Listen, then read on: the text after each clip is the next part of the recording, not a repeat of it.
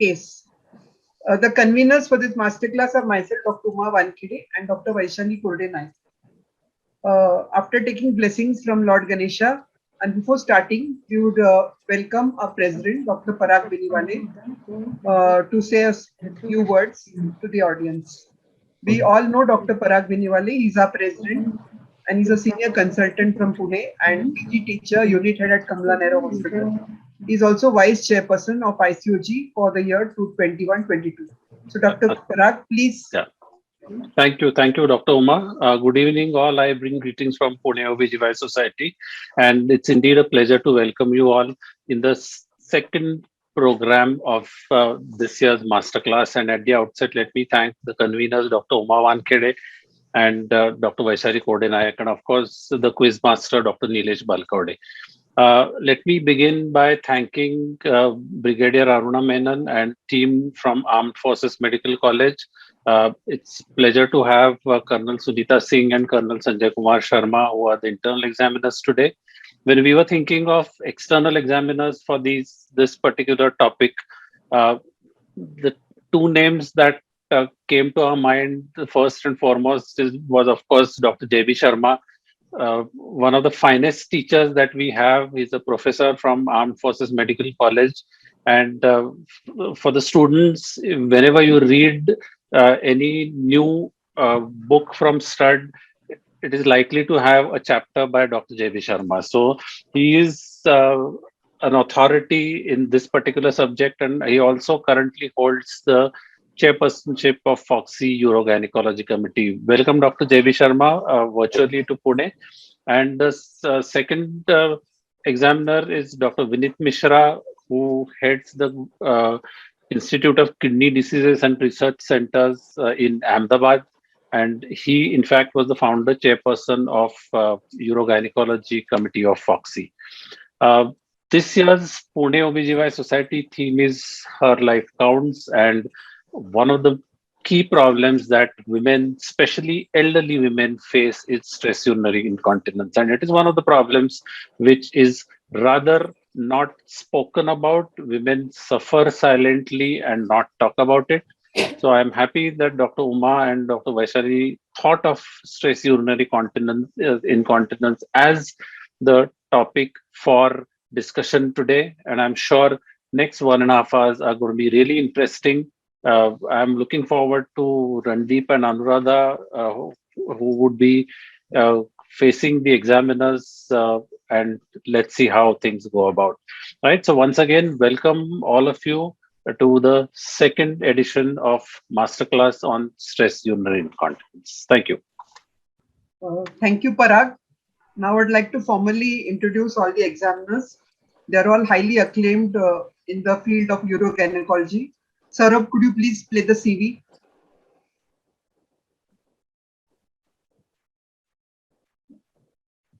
So our first external examiner is Dr. Vinit Mishra from Ahmedabad. He's director of the Institute of Kidney Disease and Research Center at BJ Medical College.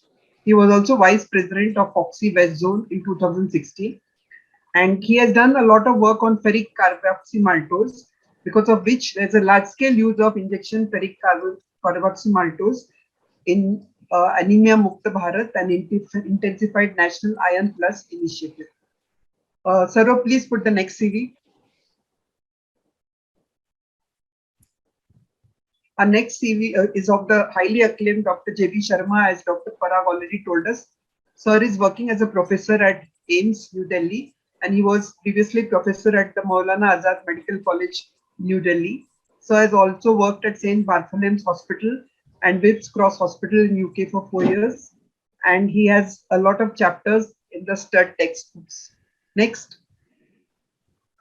Our internal examiners are Colonel Sunita Singh from FMC, who is associate professor there. And her area of interest is infertility, urogynec and contraception. And she has won the gold medal from MUHS in 2010. Next.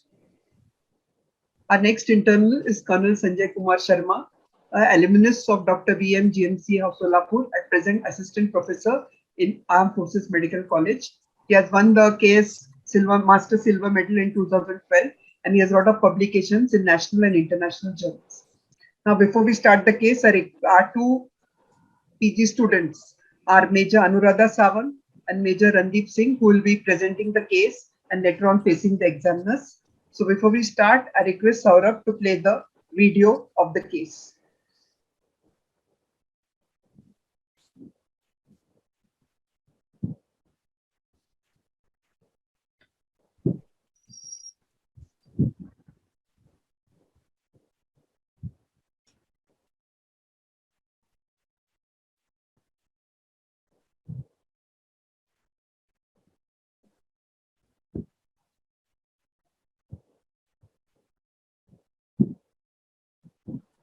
Just a second.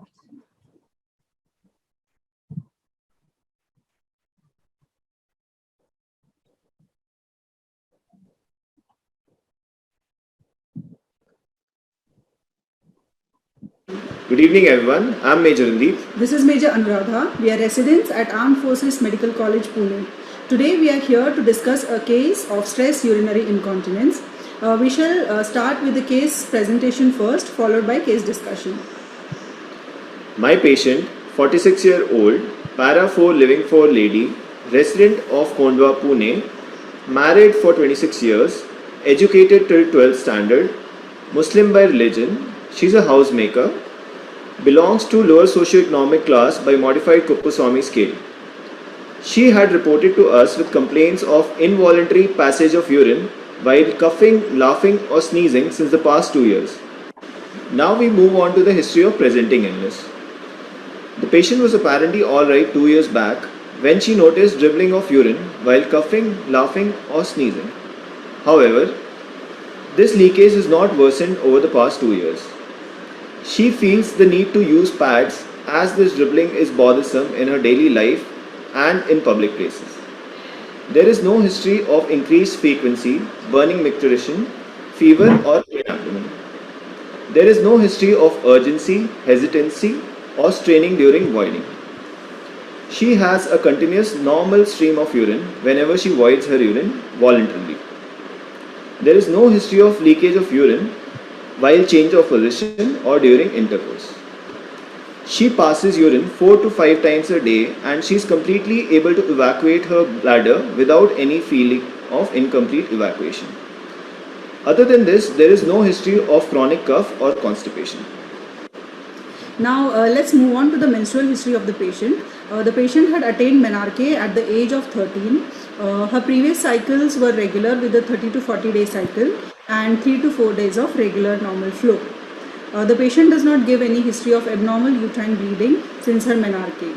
Her last menstrual period was on 1st May 2022. In obstetric history, she is a Para 3 Living 3 lady. Her first delivery was 21 years back. She underwent a full-term normal delivery with a left mediolateral episiotomy, and she had delivered a male baby of 3.5 kg who is alive and healthy.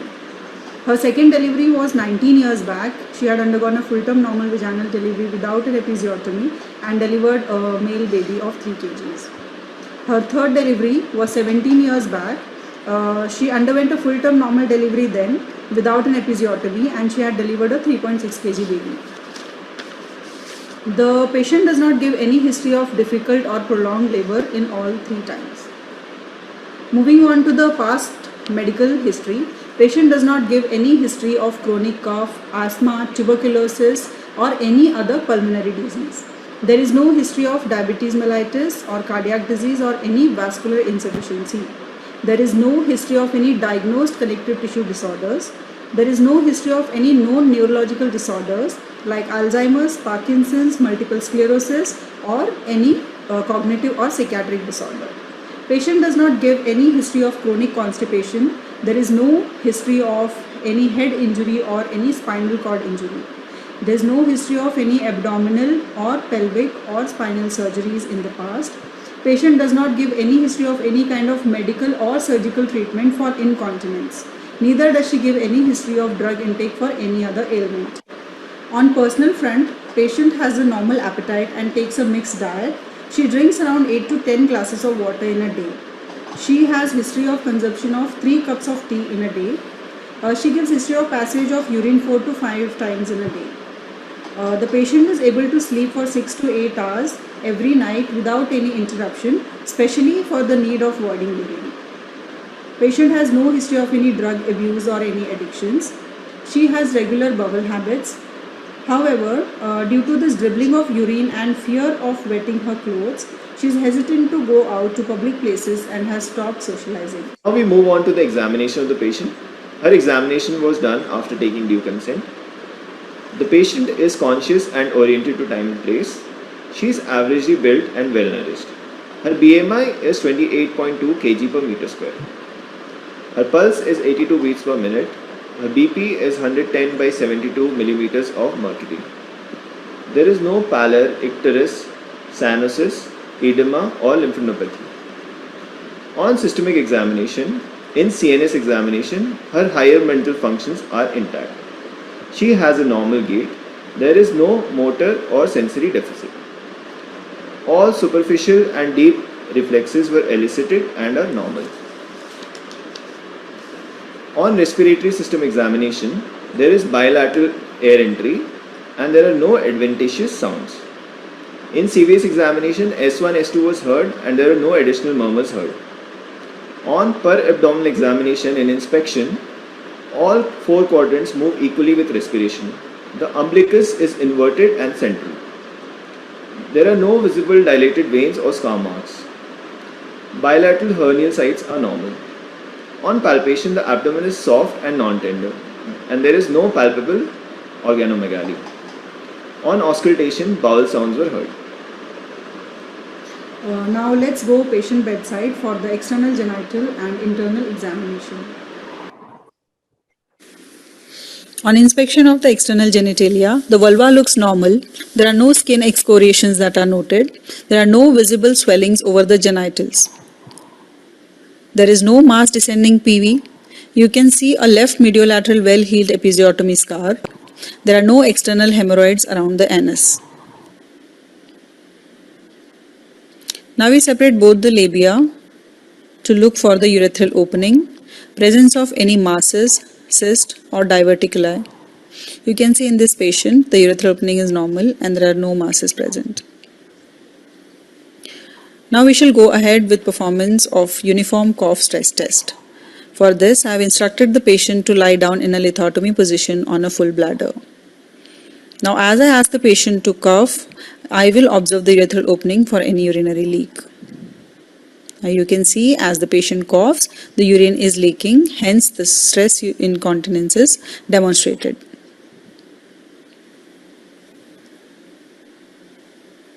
Now let's go ahead with the neurological examination of the perineum. Herein we elicit the bulbocavernous reflex which was positive in this patient, and we also elicited the anal wink which was positive in this patient. On per speculum examination, no cystocele or UV prolapse was demonstrated. Now let's do some tests for the pelvic floor muscle function. Herein I'm going to insert 2 fingers into her vagina and I'm going to instruct the patient to try to contract her pelvic muscles around my fingers. And as she does that, I'm going to note the contraction and label it as strong, weak or absent. Now we are going to perform another test called as Boney's test, wherein I'm going to insert 2 of my fingers into her vagina on either sides of the urethra and press upwards. While I do this, I'm going to ask the patient to cough. So as she coughs, you're going to observe the urethra for the leak. So now you can see this patient is coughing and there is no leak. So this is a positive Boney's test. Our examination is incomplete without the examination of the anal tone. So as I check this patient has got a normal anal tone. Now finally we'll complete the examination with bimanual palpation, for which we've asked the patient to empty the bladder and lie down. On bimanual palpation, the cervix is firm and central, there is no motion tenderness, the uterus is normal size and anteverted. Bilateral adnexa are free and there is no mass palpable. So to summarize, my patient is a 46-year-old para 3 living 3 lady with all full-term normal deliveries, with no other known comorbidity, with stress urinary incontinence. Thank you, Dr. Anuradha and Dr. Randeep. It was a really wonderful presentation. Now I request the examiners to take over. Yeah, thank you very much, ma'am. It's a real pleasure to come here, and I welcome all and thank you, ma'am, as well as Dr. Prag Ginewala for giving this opportunity. Yes, both the candidates, they presented the case extremely well. I'm really delighted that they gave a lot of importance to the history taking, which is very, very crucial in a case of stress urinary incontinence and prolapse. That's what I tell my postgraduates. I mean, they took detailed history of drug intake, which is very, very much relevant. But in particular, any particular drug you should ask specifically in the history taking. Sir, we should ask the patient if she is on any diuretics or any ACE inhibitors or any alpha blockers. Sir. Other than this, also calcium channel blockers. We should ask relevant history of this drug intake. Sir. Yeah, very good. So that is very important because many patients are hypertensive, and these cardiologists or physicians are very fond of giving diuretic. In fact, is the first part antihypertensive to be started or along with antihypertensive. So many times we have seen it that when we stop diuretic or give them some other antihypertensive, so their urgency symptoms or SOS symptoms can get better. Similarly, like in any particular medical disease, like you would like to ask specifically? Sir, we would like to take history of any neurological disorders like multiple sclerosis, diabetic neuropathy, Alzheimer's disease, or any endocrine disorders like diabetes insipidus. So these will also lead to neurological dysfunction and will lead to incontinence. Absolutely. So this is very crucial because many times, like patients keep coming to me that doctor put tape in her, she has got SUI, but on detailed history that I found one patient had multiple sclerosis, and the patient had diabetic neuropathy, and the other patient had past history of meningomyelocele. She was born with that, and she was operated for that. So that history is also important. Any past history, or when she was born, she had any meningocele, myelocele, and all, and treatment for that, because that can also cause urinary incontinence. So this is very, very important. I'm very happy that you took that history in detail from this patient. Similarly, any psychiatric disease and any antipsychotic medication, sometimes they can also cause, some of them cause hyperprolactinemia, some of them cause amenorrhea. So some of them can cause actually urinary symptoms also. So a little bit detailed history about the any psychiatric drugs the patient is taking of. And yeah, that's what we have asked. And then okay, and same way in so I think that's all in history taking, and diabetes we have already highlighted, because the diabetes is a very, very important component, and that can cause neuropathy and other problems, and which can make the patient stress urinary incontinence or other urinary symptoms. And especially patient of diabetes are at high risk of having urgent, like UTI also. So you have to be careful about that also. And those symptoms may resemble, like, not in your case, but like urgent incontinence and all.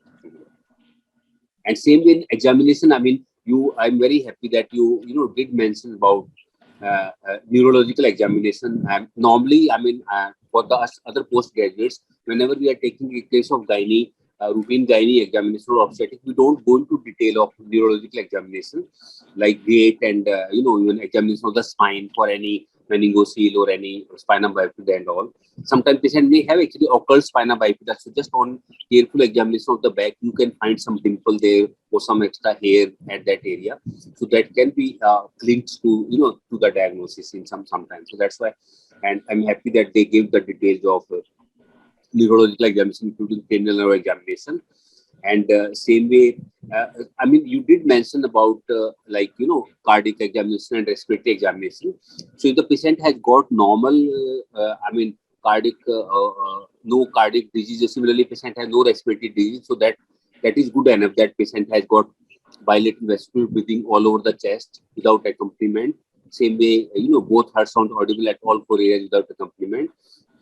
But again, I want to highlight here that please do take the examine the patient very carefully for respiratory system also, because many of the patients of SUI or patient of urgent incontinence may have associated symptoms like chronic obstructive airway disease, which may not be detectable easily. So you have to take the detailed history of that also, any chronic obstructive airway disease, and also you have to like examine the patient very carefully, and then you have to mention more details of the respiratory system rather than just saying the vesicular breathing all over the chest. So that's also important. Not only that can cause stress urinary incontinence or urgent incontinence, but it has a bearing on the outcome also. Like I had a patient, she was operated for prolapse by vaginally by someone from outside. Later, she had walled prolapse, and for that also she was operated from outside, and still it failed. So she came with a very massive walled prolapse, and she was referred by one of the colleague gynecologists. And then when I took detailed history of that patient, I found that she had chronic obstructive airway disease for last more than 10 years. So not that I could cure her, but I first sent her to our Professor Randeep Guleria, our chief of pulmonary medicine. So I got her chronic obstructive airway disease under control. Couldn't cure it, but under control. And then only I did abdominal sacropexy for that patient, and it's almost 7-8 years now. She has been fine ever since. So that is important. Otherwise, my operation would also have failed in that case. So not only for the diagnosis, or not only as a etiological agent, but you have to take this history so that whatever operation we are offering the patient, for the success of that operation also, it is important that patient doesn't have any ongoing continuum condition which raises the intra-abdominal pressure. Like then the any operation will fail. So that history, that examination and history of chronic obstruction is also important. And I'm happy you did mention about cough. You did mention about constipation. Yes, sir. Yes, sir. Yeah. So that's also another thing which I'm finding in last 10 years. I mean, working more than almost 30 years now. So before that, we didn't see that much constipation in India. Constipation is a big problem in Western countries. But now for last 5 to 10 years, I'm observing that every third patient I examine, I do PV examination, I find rectum loaded with P. and without the knowledge of the patient. Many patients have got chronic constipation without them even knowing about it. So that is important. Whenever you are examining the patient, please do examine properly and look for any P.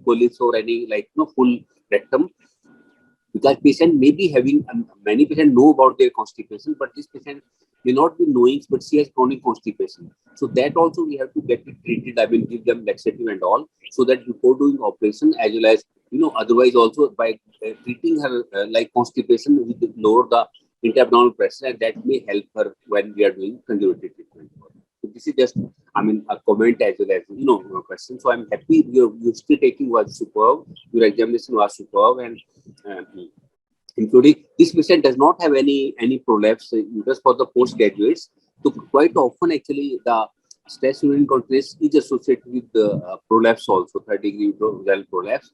So then the examination would have been more detailed, including POPQ classification of the prolapse. So we won't go into detail of that, but please, for all postgraduates, I want to highlight that whenever you get a case of prolapse in exam, prolapse alone or prolapse with SUI, do make it certain that you do POPQ classification, pelvic organ quantification system classification. So all postgraduate must learn that, and you can use actually this pap smear that spatula. On that you can mark 1 centimeter, 2 centimeter, 3 centimeter, like that. With that you can measure the length, like VA, AP, like that, etc. So we won't go into detail of that, but for any case of prolapse, now examiners expect in postgraduate examination, all examiners expect you to do POP2 classification in all that. So just want to highlight that, but we won't discuss because this patient does not have a prolapse. But quite often the two may be coexisting.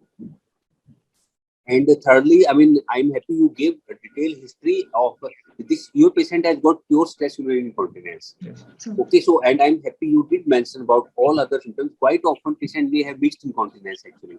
So then in that case, you have to ask the detailed history of like frequency, urgency, etc. So what points will you ask in the history for urge incontinence? Sir, for urge incontinence, we have to ask the patient if she has a sudden desire to urinate, which is very difficult to defer, and that will be accompanied by passage of large amount of urine. So that is urgency, and if she is passing involuntary passing urine with that, that would be urge incontinence. Absolutely. Yeah. So that is important for the post there. So any like in a very simple word, basically symptoms of UTI in absence of UTI. So that means urgency, frequency, nocturia, or urge to pass urine, as you said rightly. So that symptom you need to be asked, but your patient does not have those symptoms. So your patient is a case of pure SUI. But in my clinical practice, I mean, like if I see 100% of basically incontinence, almost 30% will have like urge incontinence, 35 will have stress incontinence, but 35% or 40% patient may have actually mixed incontinence. So mixed incontinence probably is more common than the two. Then SUI pure and urge incontinence pure. So luckily your patient has got pure SUI, not urge incontinence, but the two can coexist actually. That is important. And in that case, actually, in the history taking, I mean, I'm just adding to that. If the patient has got symptoms of both urge incontinence as well as stress incontinence, so you have to ask in the history what is bothering her more. Like, I mean, so that is important because accordingly we will plan the treatment. Of course, I'll ask you in the discussion also. So what is important is that, what is bothering her more? Is it the urge incontinence which is bothering her more, or it is the stress incontinence which is bothering her more? Because it can happen that she may have severe stress incontinence with mild to moderate urge incontinence, and vice versa. She may have severe stress incontinence, urge incontinence with mild to moderate stress incontinence, and those are the patients actually where you should avoid doing operation in the beginning only, because with the operation only, like I remember I operated upon mother of your AFMC student only. So she had got mixed incontinence, and he literally forced me to do put a tape in her for stress incontinence. But she had mixed incontinence, and symptoms of urge incontinence were equal or maybe more. So ultimately her SUI got treated, but then the patient was not happy and satisfied because she forgot about her SUI. After that, she was cured of that, but she continued to have urge incontinence. So what is important is that then we have to consult the patients properly. Either we'll discuss that further on it. Either we give her only medical treatment and conservative treatment rather than doing surgery, or we consult them properly. That look, I'm doing this operation tape or buds, whatever, like we'll discuss, but this will take care of only your stress incontinence, not urge incontinence. So for urge incontinence, you will have to continue the other treatment which we'll be discussing, including drug intake. So that is important counseling. I mean, what I want to highlight, whenever you are taking the case of abnormal uterine bleeding or some other vaginitis and other conditions, you don't have to spend so much time on her. You don't need a regular follow-up also for a case of vaginitis or simple PID or simple AUV. But these patients of stress incontinence or prolapse, they need little longer follow-up, and then like sometimes 2 years, 3 years, and regularly follow-up and all.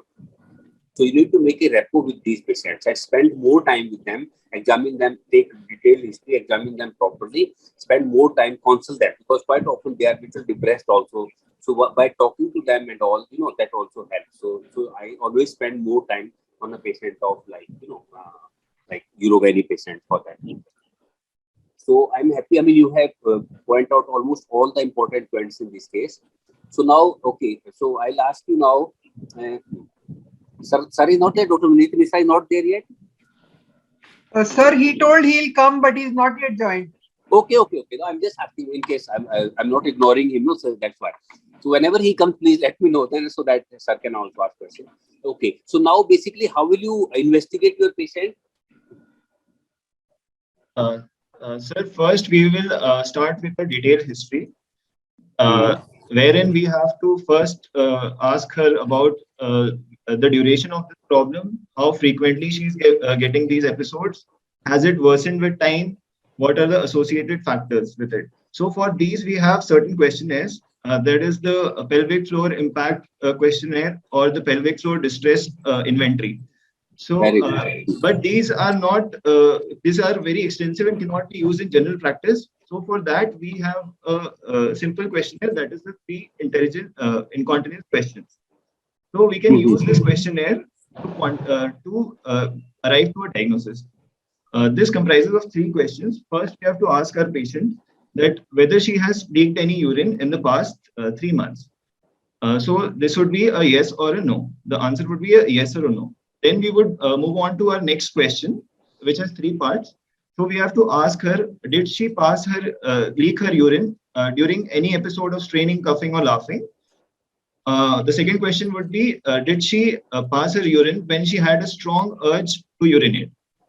And the third question would be whether she passed urine without any of these, without knowing. So she can say yes to all of these. With this, we move on to our next question, which has 4 parts. Now we have to ask her, when did she predominantly pass her leak her urine? Whether it was during a period of straining, coughing, laughing, whether it was during a period of urgency, whether it was not known to her, or whether it was mixed. So this last question will help us arrive to a diagnosis, whether it is pure stress urinary incontinence, whether it is pure urgency incontinence, whether it is mixed incontinence, or whether there is another cause. So along with this, sir, we have to also ask her other urinary symptoms, like whether she has difficulty in initiating her void, whether there is hesitancy, whether there is any history of dysuria, hematuria, whether there is any history of fever. So all this we have to take in history, sir. And sir, other than taking urinary complaints specific to her history, we have to also take a detailed history about her if she's suffering from any neurological. Sorry, can't hear you well. Can't hear. We can't hear. Can you hear me? Am I audible? Yeah, now you are. Sir, other than taking this history of specific to her complaints, we must also take history regarding her past medical history, whether she's suffering from any neurological disorders or any systemic diseases, or she's put on any drugs, because all these causes may be modifiable and need not require any specific surgical treatment. So in these, what all we look for is whether she's suffering from any dementia or delirium, or whether she has any infections. To start with, basic, most important to rule out is the urinary tract infection, sir. Then we have to look for if she has any signs of vaginal atrophy. If she's a postmenopausal woman, then she would present with such complaints, or whether she is suffering from any psychological disorders like Alzheimer's, Parkinson's, and all these. And if she's put on any medications like diuretics, antipsychotics, tricyclic antidepressants, and whether she has any restricted mobility, like suppose a handicapped person might not actually have a stress urinary incontinence, but just because of the handicap and they're not able to go to the washroom, she might be leaking this urine. And lastly, sir, like stool impaction or constipation might also initiate or aggravate the symptoms of urinary incontinence. So we need to rule out all these modifiable causes as well. And after this, we move. To clinch these diagnoses, or to clinch the specific whether she is suffering from stress urinary incontinence or urge or mixed, we can advise the patient to maintain a bladder diary. So ideally, we must do it for 7 days. But now in routine day-to-day practice, we advise them to maintain a diary at least for 2 to 3 days, wherein the patient records her fluid intake throughout the day, and amount of urine, the frequency and amount of urine that she's passing throughout the day. And between these, whenever she leaks urine, she mentions that episode. And if the leaking of urine was preceded by any event, like whether when she coughed, she leaked, or when it was with laughing, or was it with intake of some caffeine or any medicine, or any aggravating factor, if she feels it was preceded by that, she should mention that. And also she should keep a data about her sleep wakening cycle, like if she has any nocturia or she's awakened in the night just for the need of micturating. So all this we observe, and this helps into getting us down to the diagnosis. So. Absolutely. Yeah, thank you very much, Avan. You mentioned all the details about history and as well as examination. So for the other postgraduates, basically this is not normally we don't take in other routine gynae cases like for EUB patient, for fibroid, etc. So this detailed history and detailed examination basically we do mainly in a case of urinary incontinence patients and sometimes for prolapse patients. So that is, I'm happy both of you have taken a beautiful history and done the detailed examination and have asked the other relevant questions also. So now what other test will you, what investigation will you do on her? Sir, to investigate the patient, first and foremost, we should rule out his urinary tract infection, sir. So first is we will do a urinary routine and culture sensitivity. Then we move on to do, sir, on the bedside itself, we'll do few tests which will clinch the diagnosis. So earlier we used to do a test called as Q-tip test, which is not done these days because it's very cumbersome to the patient.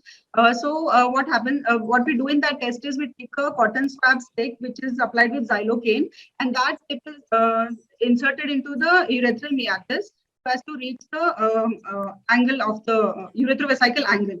Now, in a normal continent lady, as she coughs, this stick, as we ask the patient to cough, we observe the other end which is exposed to outside for its movement. So in a normal continent lady, the movement to the horizontal is only 10 to 15 degrees of angle, whereas in an incontinent lady, she has a hypermobile urethra. So because of that, the movement would be more than 30 degrees. That gives us a clue that she might have urethral hypermobility.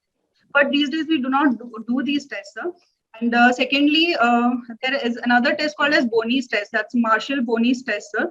Here, what we do is we place two fingers on either sides of the urethra so as to not compress the urethra. It has to be placed laterally, and we try to press upwards along the subpubic angle. So as we do this, we ask the patient to cough. And if there is no urinary leak in a uniform cough test positive test patient, if the leak abolishes after this test, it indicates that the colposuspension surgeries like MMK or Birch colposuspension would be helpful in these patients. So other than this... Any other test which has been modification of... Sir, a modification of this test is the Miyazaki test. Please shift the mic towards you. We can't hear you well. Sir, there is a modification to this test, the Boney's test. It's called the Miyazaki test, in which the anterior vaginal wall is stretched superolaterally up to the lateral pelvic wall, sir, using two ring forceps, sir. So it actually simulates Birch colposuspension, sir. So if this test is positive and the patient is not leaking urine on cuff test, so it indicates that there will be a favorable outcome with Birch procedure, sir.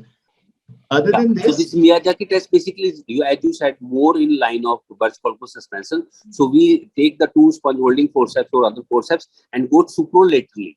Like in in the Boney test, we just press paraureterally. Here we go supralaterally. So it is more in line with the Birch colposuspension of patient. So this, I mean, it's slightly better test for that. But you have said well. Thank you. Yeah.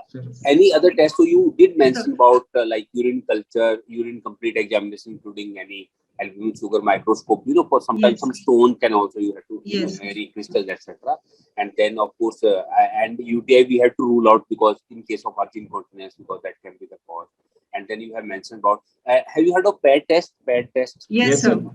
Sir, in the PAD test, sir, it can be a short-term test and a long-term test. So in the OPD, if we are not able to demonstrate incontinence, we can actually do the PAD test, wherein we fill the bladder with 500 ml of normal saline, and we give a pre-weighed pad to the patient. And after that, she is told to walk around and do routine activities, and the pad is weighed after 1 hour.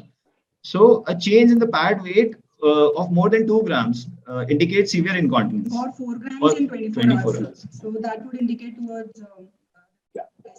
Okay. So you have to, I mean, and you can give the patient some drink and then she can walk for about 50 minutes or so. So any increase in weight of the pad by 1 gram shows incontinence. Usually it is more actually. Some patient may have up to 5 gram also. But even 1 gram weight, I mean, shows that, patient may have mild incontinence and all. So that is important. So that is how you measure it. Then, okay. So another important investigation is urodynamic studies. Yes. So there is a lot of controversy. Should we do urodynamics or not in a straightforward case? So what do you think?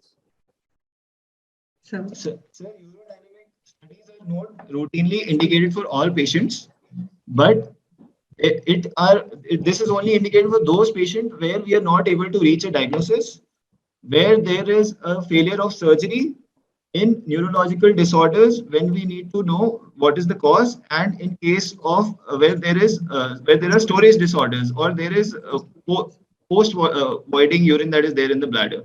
So these are some conditions where urodynamic studies should be done. Otherwise, they are not routinely recommended. Absolutely. So American College of House Gynae and NICE guideline, Institute of Clinical Excellence of UK, they are very clear. that they don't have to be done in every single case.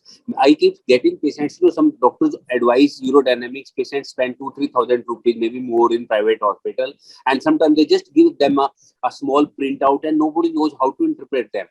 The doctor who recommended also doesn't know how to interpret them. So, I mean, and then the report also doesn't come well. So there is no need to do in every single patient. Only like if it's a pure SUI, like in your case, it's a pure SUI patient, there is no need to do urodynamic studies. American College does not recommend, NICE doesn't recommend. And same way, it's a pure overactive bladder syndrome. Again, you don't need to do, urodynamic studies. But definitely for a complicated, case or mixed incontinence sometimes or failed surgery. Like you did a tape in the past and it has failed. So then probably it is indicated. And some people like in private practice, they do thinking it may have medical legal significance and all. But usually for complicated failed cases, only you should apply, though not in routine. And if you have to do urodynamics, which tell us a little bit about urodynamic studies like cystometry and some normal findings on cystometry. Urodynamic studies are done to basically assess the function of the lower urinary tract, whether it is intact or not. That is its storage function and the voiding function. So first in that we do cystourometry, sir, wherein how the procedure is performed is first you ask the patient to vacate her bladder. Then under aseptic conditions, you'll catheterize the patient and connect her to a sterile normal saline, and you start filling the bladder. So as you start filling the bladder, you will note few parameters in her, that is the volume of urine at which she gets her first urge. We note that.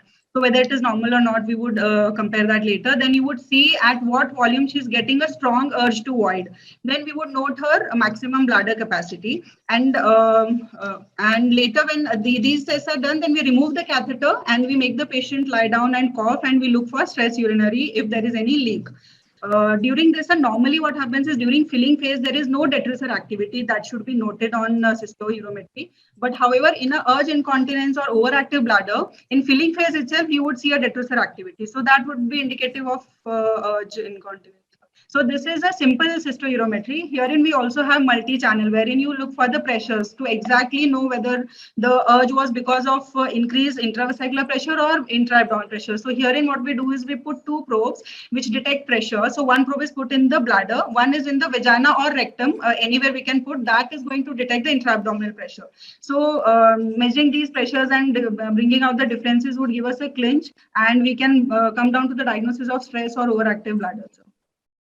Absolutely. So this is important. And some in complicated cases, especially like this synergia and all, like not pure SUI, and also sometimes you have to do multi-channel cystometry, multi-channel urodynamic studies by putting catheter in various places, taking that all the pressure, V dat, P cycle, etc., and then you calculate and find out. And as Dr. You are Anuradha, no? So. Okay, yeah. So Dr. Anuradha said, Major Anuradha, sorry, I think you are very particular. Okay. So as you rightly said, basically that, in those cases you have to measure, normal cystometry you can do, but multi-channel can be done for complicated cases, and we can get, and like as you rightly said that for SUI actually you don't really need to do this thing that you can demonstrate on clinical examination only. Yes, sir. With full bladder, sometimes you can ask the patient to stand up and put up a small seat on the ground, and then patient stands up, and if you can't demonstrate in the lithotic position, and then see cuffs, like I was in King's College London, so that's what they are demonstrating. They put a seat on the floor and then patient stands up, and then you can demonstrate even mild SUI easily. So for that, but in filling phase, ideally the detrusor must not protect; it has to remain relaxed. So any backflow in the bottle, basically, which is filling the bladder, that goes in favor of overactive bladder syndrome or detrusor overactivity. So urodynamics are more useful to detect basically overactive bladder syndrome or detrusor overactivity rather than for SUI, though they can pick up SUI also. So that should be clear that urodynamic studies, as both of you have said, are not recommended for every single patient, and they are recommended only for complicated cases, failed cases, okay, or or some other diagnosis other than SUI or overactive bladder, like this synergia or some poor streaming. Those voiding dysfunction, etc. They may be more useful in those cases. Okay. So now basically we have done history taking in detail, including neurological history, and then examination detail, including neurological examination. You even did the bulbocavernosus reflex. You even mentioned the Oxford scale for elevated tone. So now basically, and we have investigated the patient, urine culture and all, they were normal. Okay, and urodynamics we didn't do, but suppose even if you did, that also confirmed SUI, and the patient has got. So, and you did mention that about the questionnaire. So, how much basically we need to discuss with the patient how much it is affecting quality of her life. Yes. So, like we have got NYHA classification for heart disease, same way a very simple, I mean, questionnaire will be little difficult, but very simple questionnaire also there. Like no mild, moderate, severe, like this. McGurry classification is there. Yes. So mild, I mean, occasional leak, moderate, Yes, sir. more severe leak, and So McGuire's classification. severe means all the time see leaking even at rest. So in like usually for mild to moderate SUI, you can I mean give the conservative treatment to the patient, but for severe, usually surgical treatment is needed. So that is important. So we have to mention patient has got moderate SUI, patient has got severe SUI. But even then, basically, we don't offer surgical treatment immediately. We give her time. So now, next question is, I mean, either of you can answer. Basically, what will the initial treatment plan for this patient? So first to start with, we have to start with lifestyle modification. So the treatment for SUI could be as simple as just fluid discipline. So these days there is a fad of drinking large amounts of water to keep ourselves healthy. So probably just having in large amounts of water itself is the reason for her urgency. So we ask the patient to maintain a fluid discipline wherein she takes just adequate amount of water, not less or like too much. Secondly, sir, we ask if the patient is obese or on the highest, like overweight or a higher BMI. First, we advise them to go for weight reduction, sir. And it is noted by like statistically that even 5 to 10% of weight reduction has led to significant improvement in the stress incontinence. Then, sir, the drug abuse or habits like smoking. Smoking is found to be anti-estrogenic, and then it also contributes to SUI. If a person is smoking, we would advise them to stop smoking. If a patient takes a lot of caffeine in a day, like she drinks 8 to 10 coffee cups in a day, so we would advise her to restrict her caffeine intake. Then if she is suffering from any chronic cough or COPD constipation, we would like to treat that first. And sir, in a menopausal lady, as such, she would be having vaginal atrophy and hypoestrogenism because of the hypoestrogenic state. So we would advise them to for local estrogen cream application, sir. And if all these lifestyle modifications are not going to help her, then we would move on to conservative. Yeah. So hold on for the time. Yeah. So initially, very rightly, Dr. Navatra did mention. So initially, in the first place, only never do operation. Okay, we have to give her. I mean, in the exam, you have to tell that we have to give her start with the conservative treatment. So very simple thing is that lifestyle modification, especially they are more useful for urge incontinence, but they are useful for stress incontinence also. And in this case, like patients need to lose weight. What is the BMI of your patient? 28. So 28.2, sir, she's overweight. Yeah. So this is overweight. So definitely that will help her. Not only it will help her in her, SUI and symptom, it will help her otherwise also for her joints as a feeling of well-being and all. And definitely it helps in SUI also. So number one, she tried to lose 2 kg weight in less than 3 to 6 months or so. So losing the weight is important. And then, as you rightly said, decrease tea, coffee.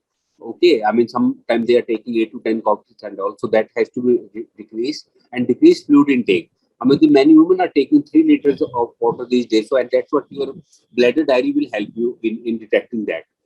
I have seen at least 3 or 4 patients where all I did was reduce the fluid intake and they became normal even without any medication or any treatment. So that is very, very important. So they need to drink just 1.8 liter to maximum 2 liters a day, which is required for our normal renal function.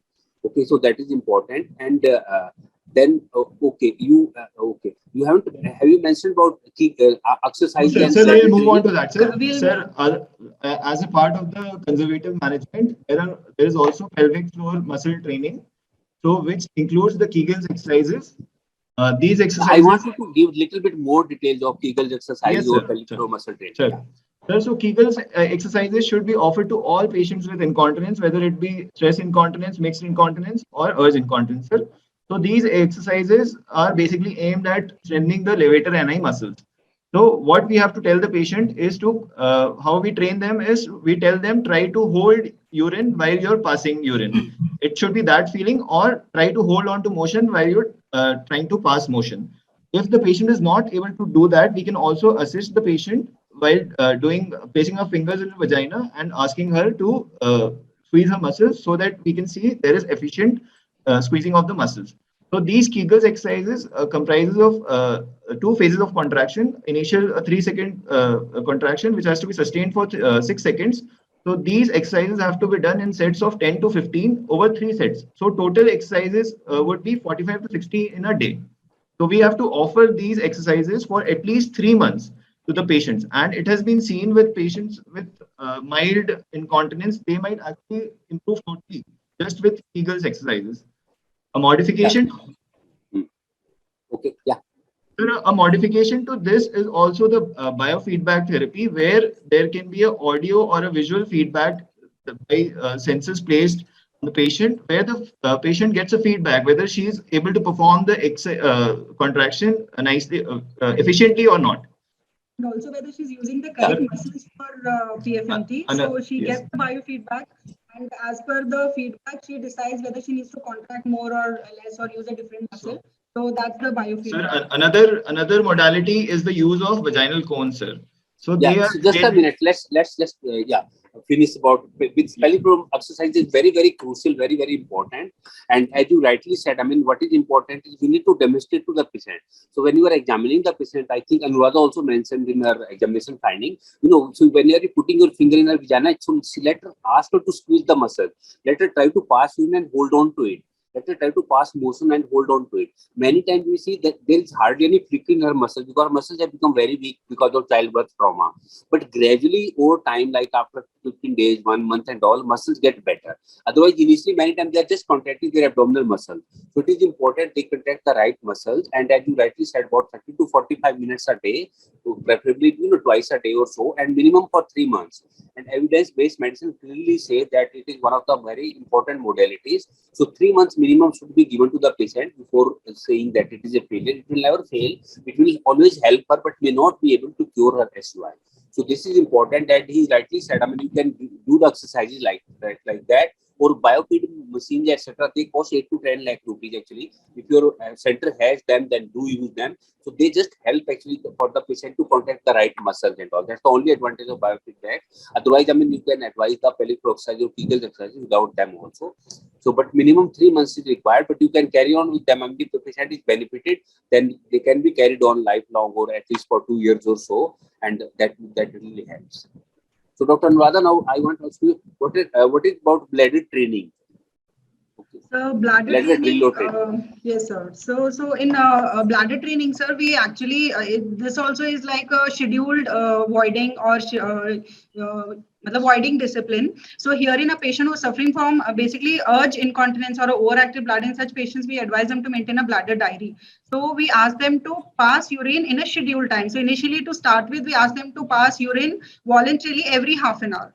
And this she does for a week, and then later she goes on increasing the time of avoiding 1 hour, 2 hour, and maximum 3 hours. So we train her to hold the urine for at least 3 hours in a day. So that's how we train the bladder, sir.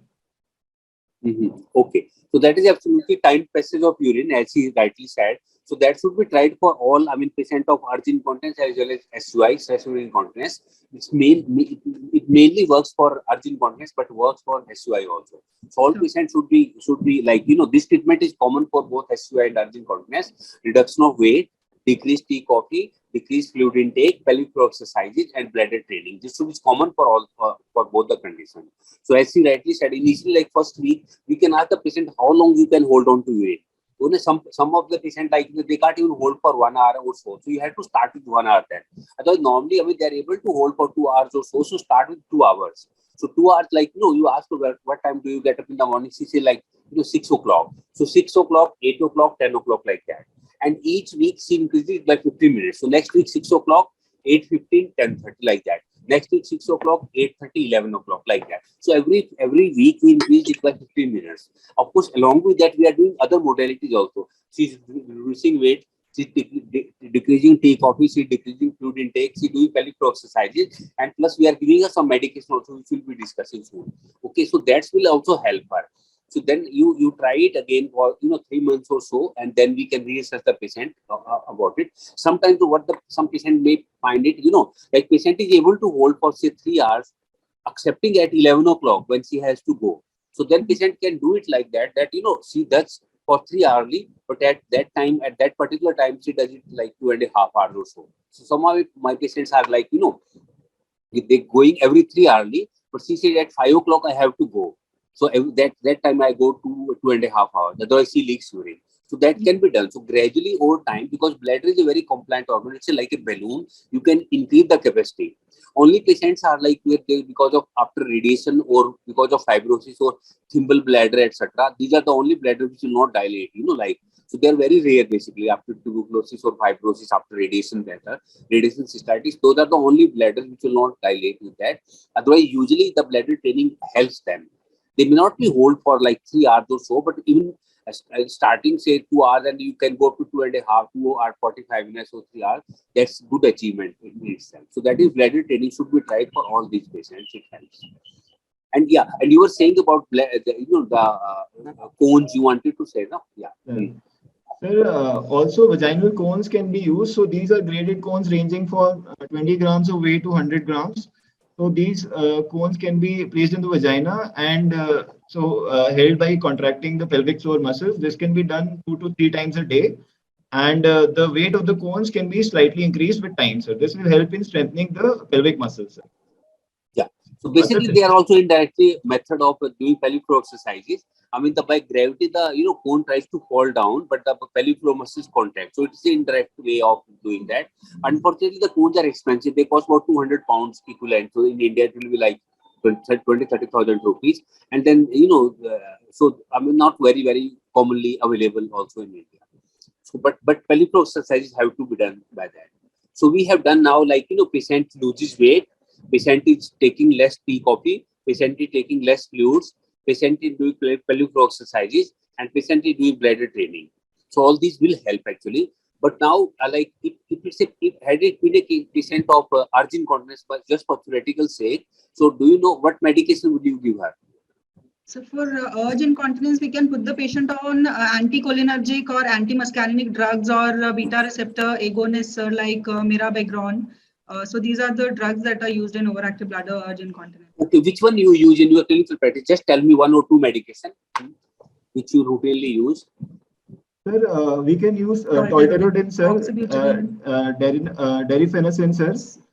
Solifenacin and derifenacin, sir, and oxybutynin or tolterodine is used as the anticholinergics. Okay. Yeah, sometimes in your theory exam, you can get a case of like, you can get in theory exam drugs, just a short note on antimuscarinic drugs. Yes. So I'll encourage all postgraduate to read this. I mean, it's a small 1-page drug. So please, sometimes you can be asked a short question in the thing, and otherwise also in Viva also and all. So basically, any anticholinergic or antimuscarinic drug that Anuradha has mentioned rightly, so they can be like oxybutynin was the oldest drug. So 5 milligrams thrice a day you have to take. Unfortunately, it causes a lot of dry mouth actually. So on one hand, we are asking the patient not to drink water or less water. On the other hand, we are making her mouth dry.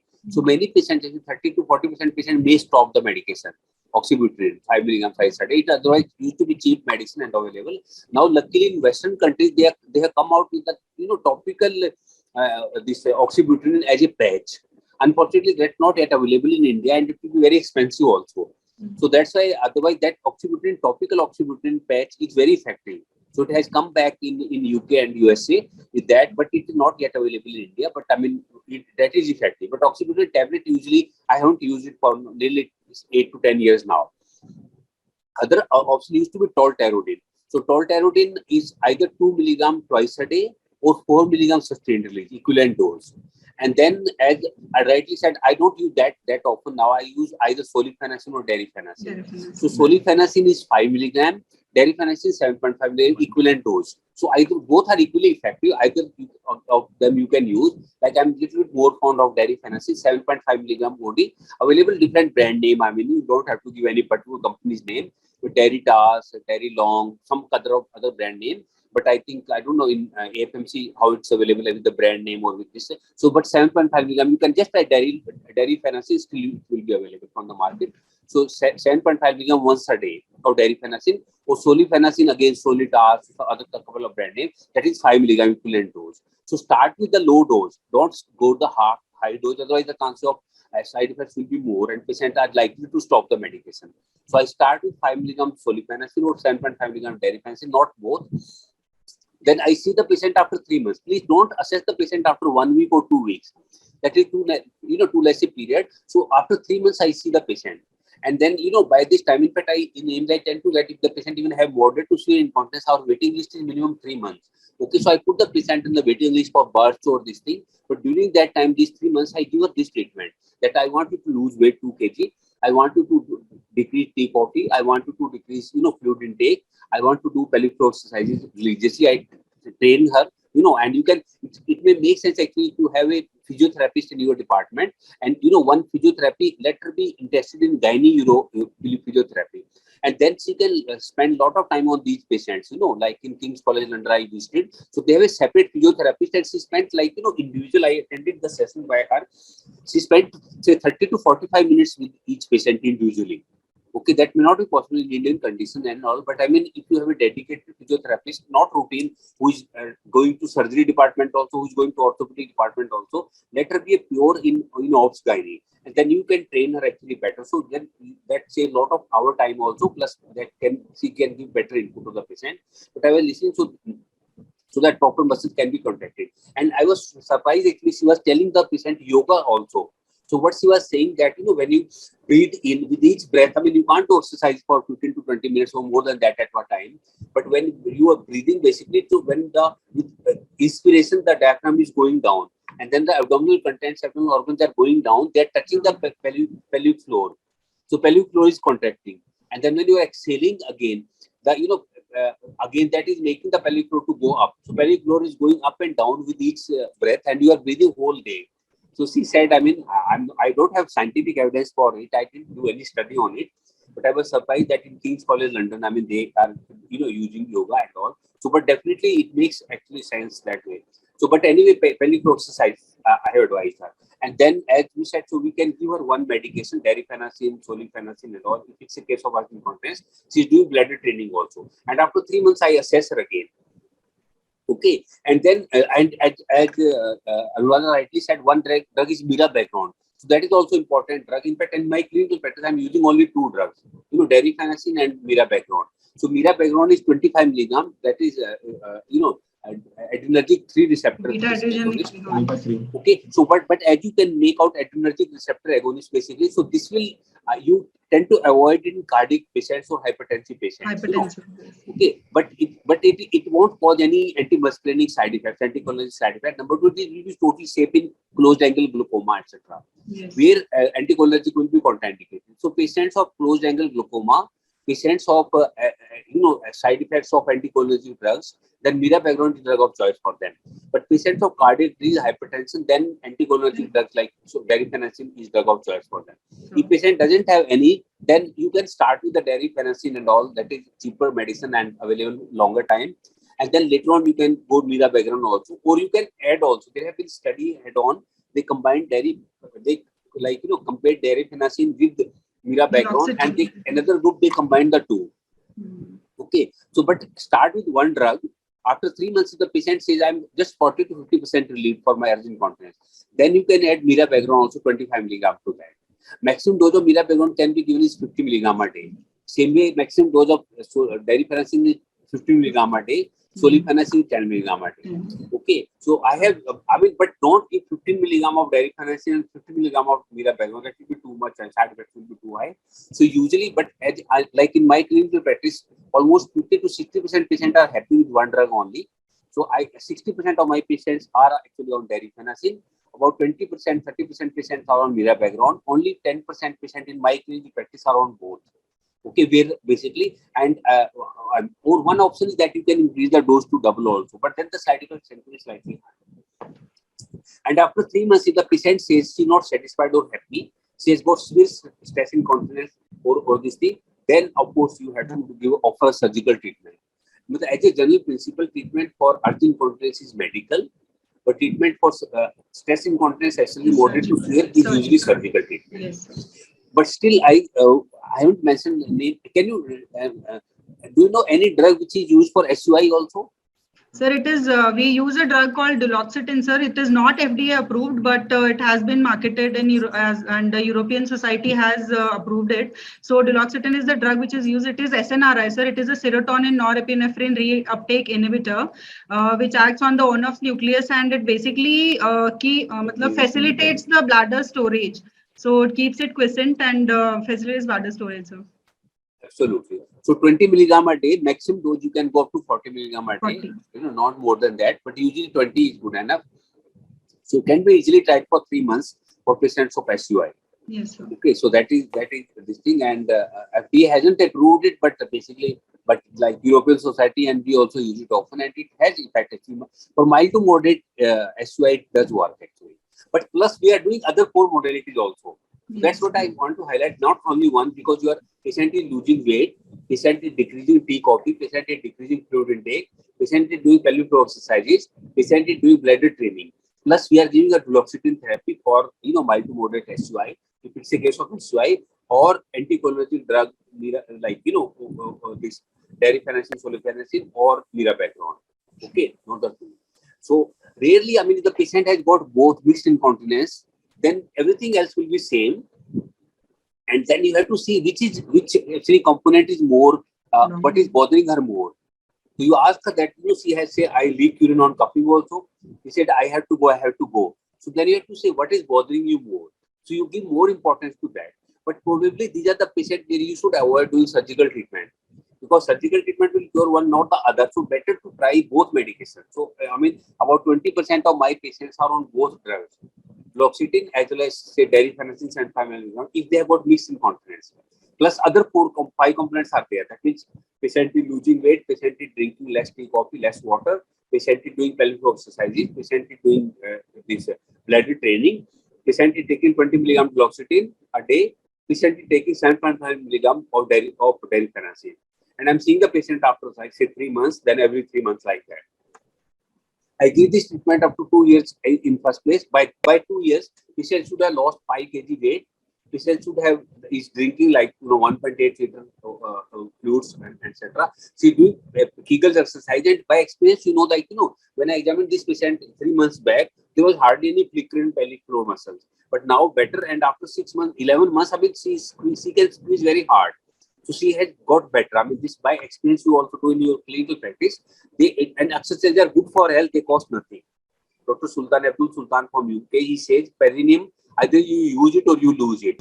So we must use it. I mean, in fact, in Delhi at any red light, whenever there is red light, I contract my abdominal and pelvic floor muscle. So for males also it is important. Exercises are good for health. They cost nothing. So they make your body also better, no? Right. And as I think in military, people are so much used to do exercises. I'm envious of you people that I wish we could do that much. So that is important. So this is what you can do. And after 2 years, I give them drug holiday. So hoping that by this time, other 4 parameters can be continued.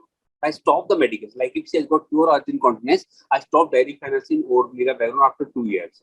For 3 months to 6 months, I stop the medication. But she can continue with the other 4 components. Hoping by this time, her pelvic floor muscles have become better, her bladder capacity has increased by bladder training, and she has lost weight. So everything is doing. And then, so if I do 10 patients, like in 10%, I mean, 30 to 40% patients are okay after that. They say, I ask them that you see both lives. You see life with mirabagrone or with darifenacin or without that. So which is better? So some patients will say, no, I was better off with the drug. Okay, so in that case, you can, after giving 3 to 6 months drug holiday to the patient, then you can start the drug again, and you can easily give it for 4 to 5 years also. Okay, then you can stop unless she has got side effects. So that is important. And then same way, I mean, this duloxetine can be given. So this is how we treat this patient. Okay, so now the patient, I mean, we could have this patient, but she has got severe stress incontinence. I got 10 to 20% relief, but I want a definite treatment. My life is miserable. It is affecting quality of my life. I can't go to any function. I can't, I missed the marriage of my, niece or something like that. And most important thing, which we don't discuss, not written in any textbook, is I can't do puja. So that may look silly to some people, but let me tell you, for Indian women, especially in the menopausal age group, so this is worshipping is a very, very important component of their life. If you deprive them of this also, they will go into depression. So please take this very seriously. It's not written in the books, but it's my practical experience. I mean, if she says, whenever I sit for worshipping puja, I leak urine. And apparently they can't be, they can't do puja if they leak urine. Like they don't do puja when they are menstruating, same way this is there. So, I mean, this I was very surprised to know many patients complained of that. Okay. And even by, if you give them like a pad and all, still they feel that the pad is with their body and they are leaking urine. So they feel as if God will be annoyed. So this is very unusual thing. I mean, but that's also important for them. So that is important. So she says, I can't do puja, I can't do that. I'm still leaking urine. So we have to do now treatment for that. There are some other modality like, some devices, quantiform, some, introl, etc. But just to complete the list for your theory exam, they don't work, to be honest. I mean, they don't really work well and all. So now she wants a definite surgical treatment, definitely treatment, only 10 to 20% relief with this. And she has got severe stress incontinence, it's effective quality of her life. So what operation will you offer her? Sir, there are different modalities of treatment that we can offer her. So one modality is tension-free mid-urethral slings that consist of the tension-free vaginal tape and the transobturator tape. Also, we can offer her retropubic suspension surgeries like the Birch-Kolper suspension and the Marchetti-Kranz procedure. This can be done abdominally or laparoscopically, sir. Other than this, there are also other procedures like the pubovaginal sling. There are the use of urethral bulking agents, more used for intrinsic sphincter deficiency, and there were some historical procedures as well, like needle procedures and also Kelly's plication, sir, that was there, not done anymore. So these are the different modalities, sir, we can offer her, sir. But in our patients, the gold standard that we would offer her would be Birch-Kolper suspension. But I want you to tell a little bit more details of Birch. Yeah. Yes, sir. Sir, in the Birch-Kolper suspension, sir, what we are doing is we are anchoring the bladder neck and the proximal urethra to the Cooper's ligament, sir, or the iliopectineal ligament, sir. So thereby we are, who would be good candidates for a Birch-Kolper suspension? Patients with urethral hypermobility, sir.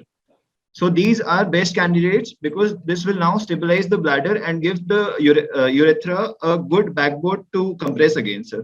So in these patients, Birch-Kolper suspension is the best procedure. So how it is done? It is done through a transverse abdominal incision. We go into the space of Retzius. We don't enter the peritoneum. We then dissect the loose areolar tissue, enter the space of Retzius up to the bladder neck, sir.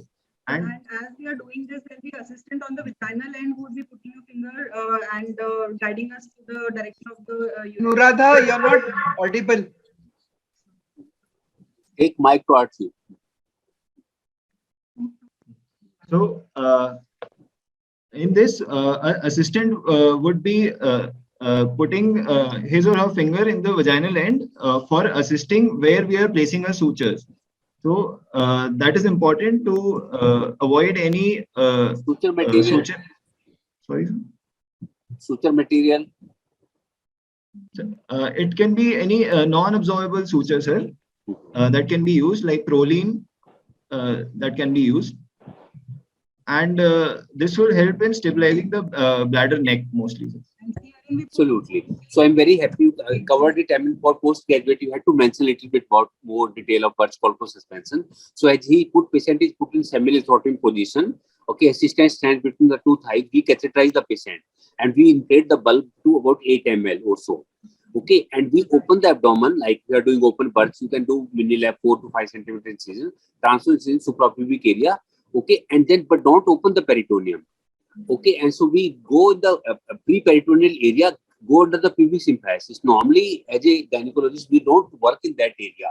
So we call it cave of Retzius, okay, or retropubic space basically.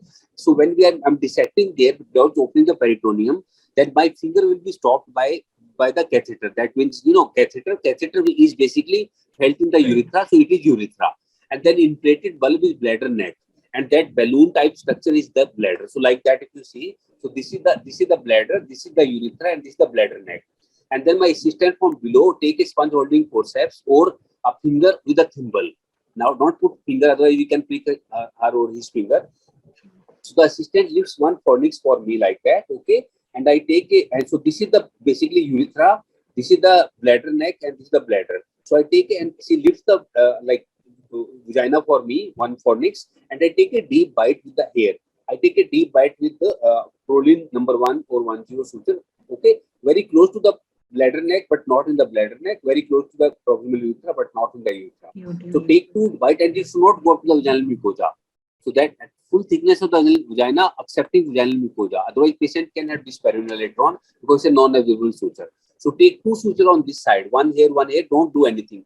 The same way take 2 suture on the right side. So now the assistant will basically lift up the right fornix for me. So okay, and then this is the pubic symphysis here, okay, these 2 fingers, and so superior pubic ramus. Okay, we don't take in the pubic symphysis. In MMK, we used to take in the pubic symphysis, but that can cause in 5% cases severe osteitis pubis. This is a very moribund condition, severe pain. So that's why we do birth. So about 1.5 centimeter lateral on the superior pubic ramus, you don't see the ligament clearly. It looks like periosteum only. But when you are taking the suture through it, it comes easily. So this suture which we were holding the needle. So take from here. So one here.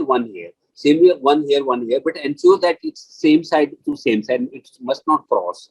Okay. So and then we just, we tie them, not too tight. So, but you can see the vagina being lifted up. So bladder neck is lifted up, and as what had happened because of childbirth trauma, the proximal urethra or bladder neck had descended down, okay, out of the abdomen. So the raised intra-abdominal pressure not communicated to the proximal urethra. That's why intravascular pressure became more than intrauterine pressure, and patient leaked urine. So now we have brought it back. Okay, we have brought the proximal urethra back into the abdominal organ as it made in abdominal organ. So when the patient leaks urine or coughs or patient coughs or sneezes, the raised intra-abdominal pressure is communicated to the bladder, but it is communicated to the proximal urethra also. So we have made her back physiological. So which is urethral pressure is more than the intravascular pressure, and patient will not leak urine. So that is how it works. But don't make it too tight, otherwise there can be voiding dysfunction. We leave the catheter for at least 72 hours. Some people leave for 5 days. Keep the patient in hospital for 3 days or 4 days, and we give her antibiotics, fluoxetine or indazole, etc. You can give, or augmentin, whatever you want to give. Plus some anti-inflammatory can be given to the patient. After 72 hours, we remove the catheter. Okay, and the patient is able to pass urine. Patient can go home on 3rd or 4th day. Okay, latest for 5 days. Occasionally, some patient may have difficulty in passing urine or because of some voiding. In that case, you leave the catheter. 1 or 2 of my patient, I left the catheter for a week or so, gave her antibiotic, gave her anti-inflammatory like this thymol port, dabilized port, some diclofenac with some serosopeptidase or some enzyme preparation that will act as a good anti-inflammatory agent. And usually, most patients are able to pass urine. Okay, so that is what very rarely de novo detrusor instability can occur because of Bart's corpus suspension. Bart's corpus is a major operation, and learning curve is little longer, so we don't routinely learn it in gynae practice, but so it has to be learned specifically. But it has one of the highest long-term success, almost 90% success after 1 year, almost 75 to 80% after 5 years also. And it's a gold standard treatment as it has been there. And now with some query or question mark on message and all, so it is coming back. Okay, and you can do laparoscopically also. The results of the 2 are equally good. Okay, but slightly better with the open this thing because you are taking 2 to 3 sutures on either side. Okay, and another important thing is that like many patients may have fibroid uterus with SUI. Patient may have AUB with the SUI. So it makes sense actually. Suppose you are doing abdominal hysterectomy for the patient or laparoscopic hysterectomy, so it makes sense actually then to combine it with birth. So about 30% of my SUI surgeries, where like I'm doing abdominal hysterectomy for fibroid uterus or abnormal uterine bleeding or ovarian cyst and all that. So I combine that with, I do hysterectomy first because then you have to open the peritoneum. I do hysterectomy to everything else, and then I come in the pre-peritoneal area. Only thing hysterectomy I do in semi-lithotomy position for such a patient. Normally you do in dorsal position. Okay, so then after I finish the hysterectomy, check for the hemostasis, close the vault, Then I come in the pre-peritoneal area, and then rest everything is same. So do the birth in the end, not in the beginning of hysterectomy. Okay, so that whatever change in angle has to occur, let it occur. After that, I don't want my stitches to be fiddled with. So that you can do. Same way, if I'm doing vaginal hysterectomy, actually, in fact, my 40% tapes are with the vaginal hysterectomy. In fact, today we did two tapes actually. One my urogenic fellow, I made her to do. Other one patient has actually procedencia with SUI, and now after procedencia, SUI had disappeared. This is also I want to highlight the patient. This is called masked incontinence. So patient had or occult incontinence. I mean, patient is not leaking urine on with the prolapse. But when you reduce the prolapse, examine the patient with after reducing the prolapse. Okay, and then patient cups, he leaks urine. So in this case, it is very important because patient doesn't have leaking now, SUI. But when I do vaginal hysterectomy and anteposterior repair for her, then the patient may have stress incontinence. So in fact, my 25 to 30% patients are after hysterectomy. So that is probably they had occult incontinence which was missed by the patient. And these patients are very unhappy. The patient comes to you and says, doctor, I was having prolapse before, not SUI. Now I have developed SUI. You give my prolapse back. I was happy with the prolapse, but not with SUI. Okay, so that may be a medical legal point also. So in that case, you can combine, like today I combined the, in case of procedencia, now the patient was not complaining of SUI, but I put a tape in her because I could prove it. One option is you can put a ring pessary and, with full bladder, examine the patient. So if she leaks urine after putting the ring pessary after diaphragm prolapse, she has got occult SUI. Okay, so this is a separate term and which need to be seen. Otherwise, the patient can sue us in the court or the patient may be unhappy. Okay, or some people do it afterward also, if it comes back. If the patient after prolapse surgery has SUI, then you can put the tape later. But why not to combine it in the same sitting? I combine in the same sitting. Today I did in one patient, and in another patient they were first degree descent, and I did she had very severe SUI. So and she had got rectocele also. So, but I mean, we could have done cystocele repair, rectocele repair, and TVT for her, but we did because she had 42-year-old and she had occasional AUB also. So I combined non-descent vaginal hysterectomy with cystocele repair, with rectocele repair, with TOT in that case. So what I mean to say that if you are doing abdominal hysterectomy for something like for abdominal and bleeding, for fibroid uterus, for AUB you can do, non-descent also, of course, then it makes sense actually to do births in the same city. Because it is very absurd, like you are doing abdominal setting from above and then you are putting tape from below, or you are doing Kelly's from below. Same way if you are doing vaginal hysterectomy or anterior colporrhaphy, posterior colporrhaphy, and then you are doing births, it looks very absurd, no? So you combine that with the TOT or TVT and rarely with the Kelly's repair. Kelly's repair has actually less than 50% success rate. So usually, if the patient has got maybe mild to moderate SUI, then you can do Kelly's repair for that patient. And many of our senior gynecologists, they have been used to with Kelly. They are having good results. And this patient has got procedencia. So she's so happy after treatment of procedencia that mild SUI may not bother that much, and that 50% relief by Kelly's can be good for her. But usually in exam and otherwise also, like in my clinical practice, I always combine with the TOT, obturated tape, tensively obturated tape. So what do I do? Like first I do vaginal hysterectomy. Then when I'm doing anterior colporrhaphy, I go in the mid-urethral level. Okay, and then I do dissection. Basically, this is the urethra. So on both sides, I do the dissection from the inferior pubic ramus. So this is how anterior repair differs from this. In anterior repair, we don't go up to inferior pubic ramus. So dissection is less. So here I dissect up to inferior pubic ramus, and then with the seizure, or with artery forceps, I basically go to obturator foramen. Okay, and you can perforate the obturator foramen with the scissors or with the obturator, this thing, or with the tape. And now I'm putting the basically this is the urethra, so I'm putting this one tape on this side with the it's a carrier that TOT basically, and come in the obturator foramen. Obturator foramen is here like that. So in the middle upper half of the foramen, I come out.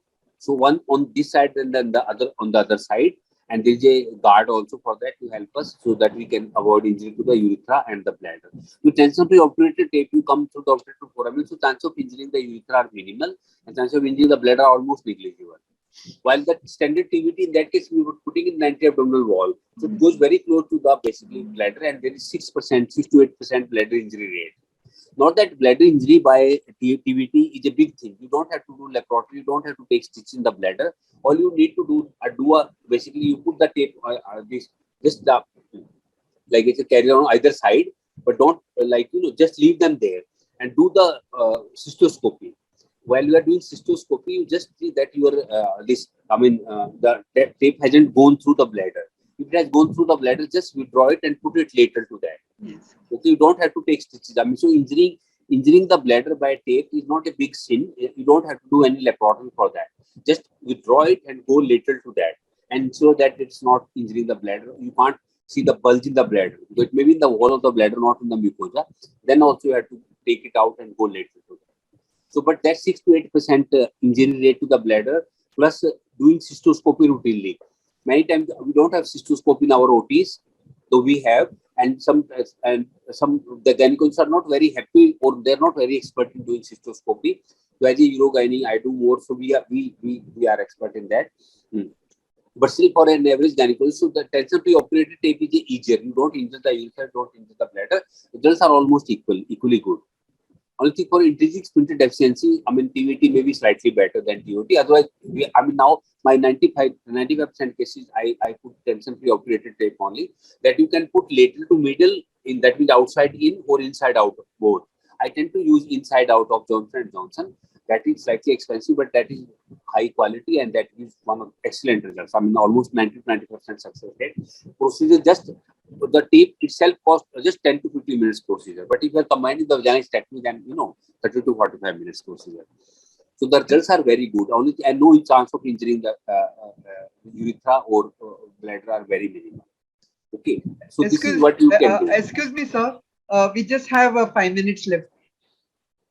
We have 5 minutes. Yes, sir. Okay. So we have almost completed this thing. And then the third, so if you are doing vaginectomy or you are doing, so you do it with the TVT or TOT. And really, there has been some question mark by US FDA, madam, and by UK. So I visited UK. So the tape is no longer available with them because it is a mesh and there is a chance of mesh erosion. Though the FDA hasn't banned it, UK also hasn't banned it. But in India, we are using it. Even today, I use 2 tapes. So it gives good results. But still, there is a chance that after 1 year or 2 year, tape may not longer be available in India also because of adverse publicity. So in that case, we can use the rectal spacious sling of the patient herself. Same thing, we can use the patient's own tape. So what we do, we do laparoscopy, but we don't open the sheaths. We just cut about say 7 to 8 centimeter into 1 to 1.5 centimeter tape from the rectal sheath. Do good dissection. And then same way, patient in lithotomy position, we make vertical incision on the vaginal mucosa. We separate it just like we do the dissection for TVT or TOT, same way. And from above, there is a Foley's catheter, same way as in the birth. So this is there. So I go lateral to the bladder, neck, and urethra. I put a clamp on either side, and from below it is visible through the vaginal mucosa. So my assistant put it, just a stab at the end of it. And from below that tape is, we put a stitch on tape on either side.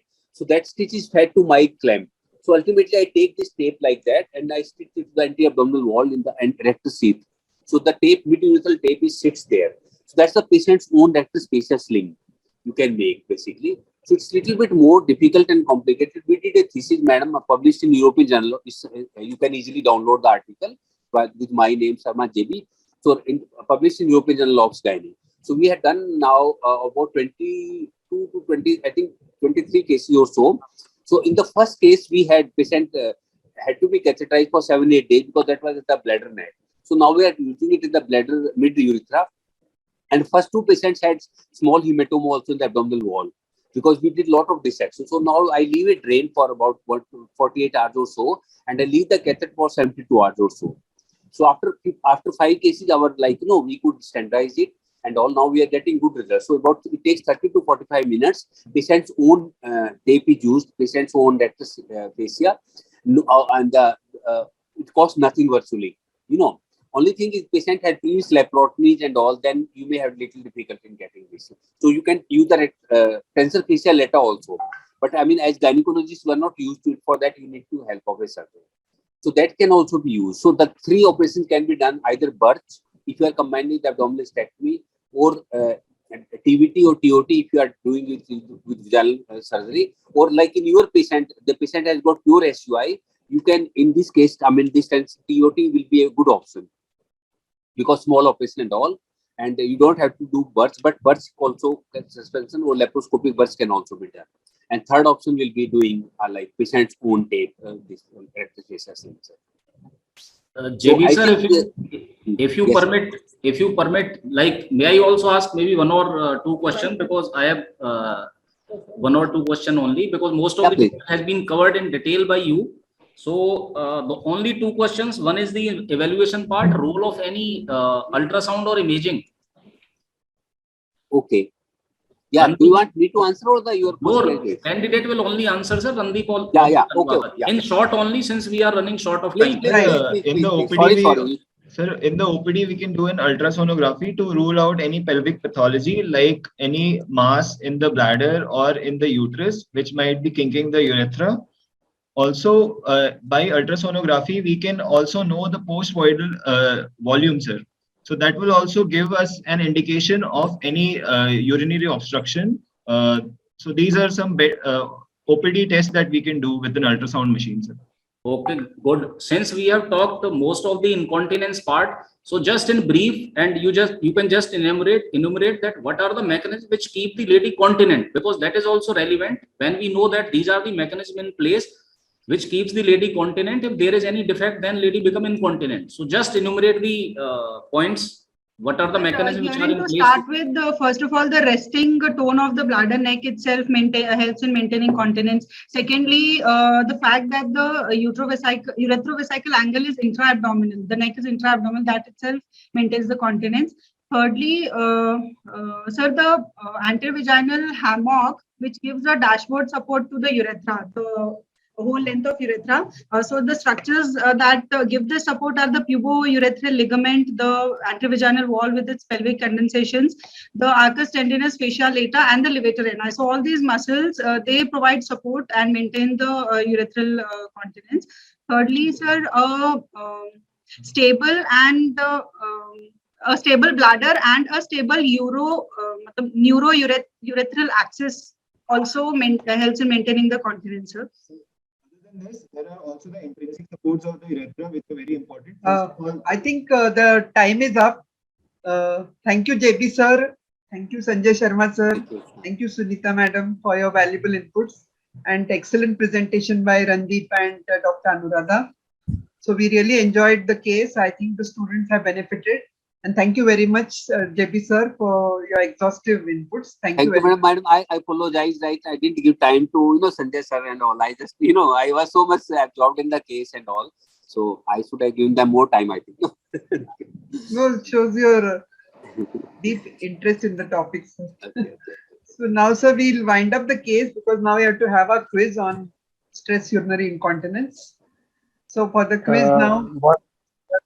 I would like to thank the masterclass committee, yourself and Vaishali ma'am, for giving us this opportunity. On behalf of Aruna ma'am, I'm thanking you all.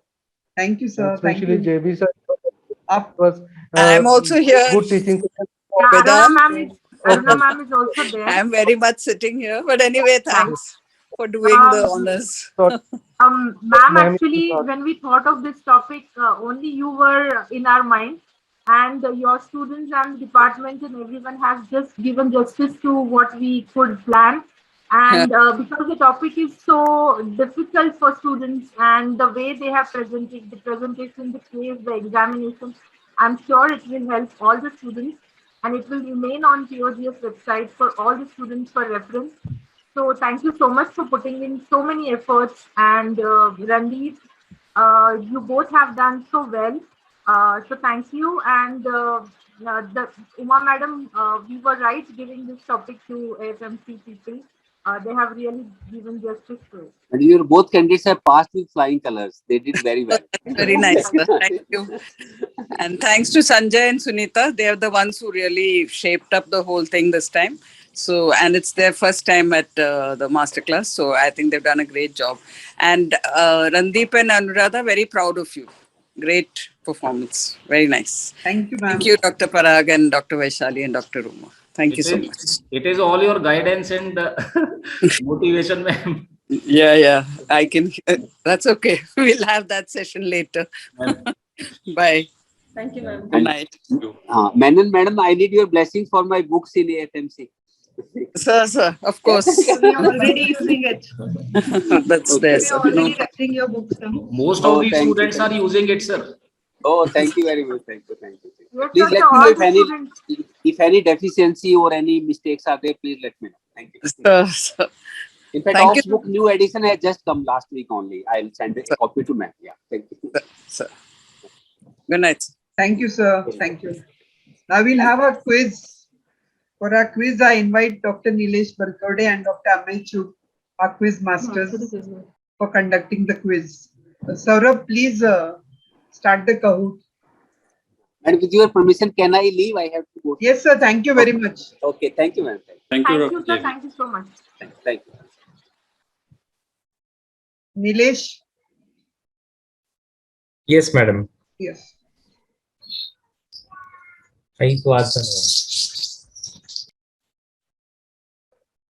Should I make some announcements, Nilesh? Yes, ma'am. Please give me 2 minutes. Our next masterclass is on the 9th of June. The topic is gestational diabetes mellitus. It will be conducted by students of Bharati Vidyapeeth. Amrita? And POGS is holding its UIART on the 21st and 22nd of May. It's at Sheraton Grand. So all the students, please register. I think you'll have a great time. And now Nilesh will tell you the rules of the quiz. सीटीवीटी तो बजी नहीं cooker की नहीं मुझे doubt है Hello? Am I audible? Yes. Yeah. So I welcome you all for today's quiz session. And today's quiz is on SUI. We had a wonderful session previously. So as usual, we have the quiz on Kahoot app. So I request all the postgraduates and junior consultants to log in through 2 devices. Better to have 2 devices. You can see on one device and then log in, play with the other device. So you have to join on www.kahoot.it or download Kahoot app on your mobile phone. Join with the game pin 8232856. Can we highlight the game pin? There is something coming in between there.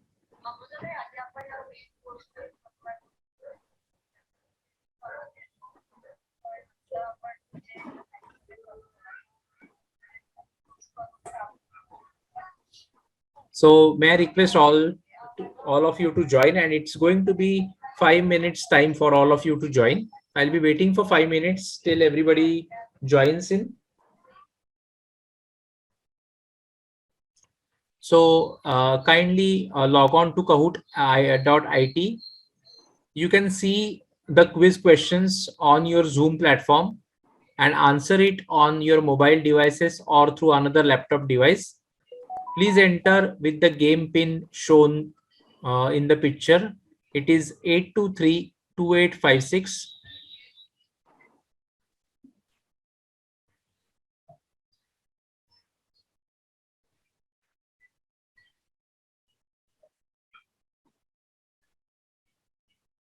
Quiz is always a fun learning session. So whatever you have learned till now in the masterclass, you have to just apply that in practicality and answer these questions.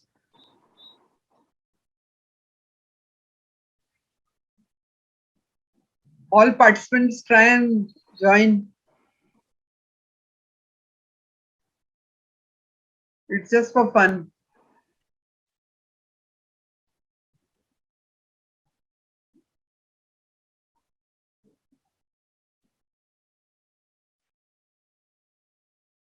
So it's 9:42 and we'll be waiting for 3 more minutes so that we have everybody logging in, and then we'll start the quiz.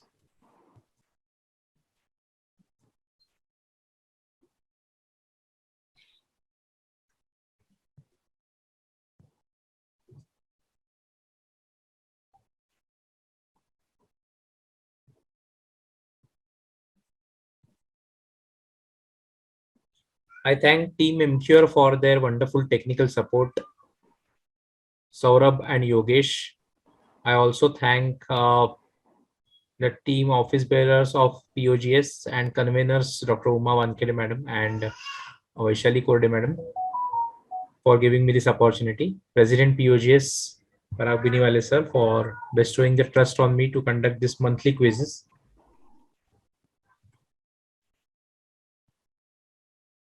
So we'll be starting shortly. May I again announce what we are going to do? So we are going to have a MCQ round where you will be given one question and 4 options for it. You have to click on one option, and that you will be able to do by downloading the Kahoot app.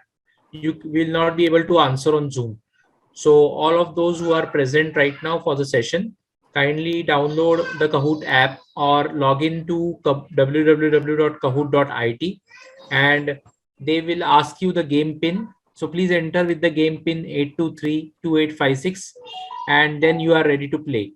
Log in with your original names so that you have the prizes announced at after the end of the session. So immediately after the end, we'll be announcing the winners.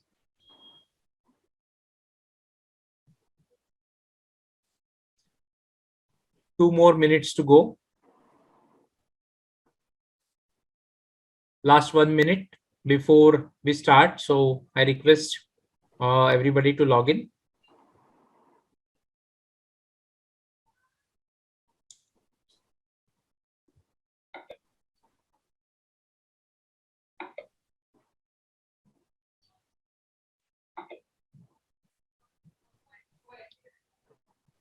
So the game will be open even after we start playing. So kindly note that in the corner of the screen, the game pin will be highlighting there. So you can log in at any time while playing, while seeing the quiz. The person who answers it correctly and quickly, that is the fastest finger first, will be leading with the score. So just to add one more thing, they can just scan the QR code which is showing on the screen, so they can directly join to this quiz show. Sir. Wonderful. Thank you, Yogesh, for that. So you can scan the QR code shown on the screen and you can immediately log in. So it's 9:45. Without wasting time, we start now. Don't lock the quiz room. We start. So I welcome you to this POGS Masterclass quiz on SUI. We start with the first question. It's a visual round. Round 1, identify. Identify this person with this invention. So there is a person and the right side, the invention is shown. Is he Samuel Siegfried Karl Ritter von Basch, B. Arnold Kegel, C. Nikolai Kotkov, or D. Donald Nunn?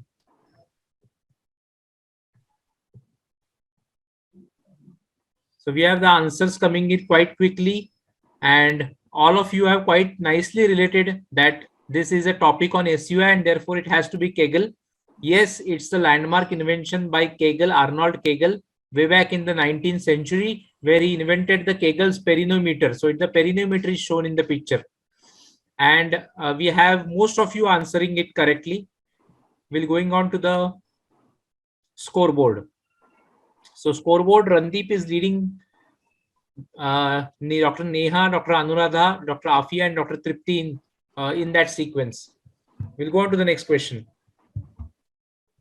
Which is the agent of choice for doing this procedure in the United Kingdom? So what is this procedure you need to know, and what is the agent of choice?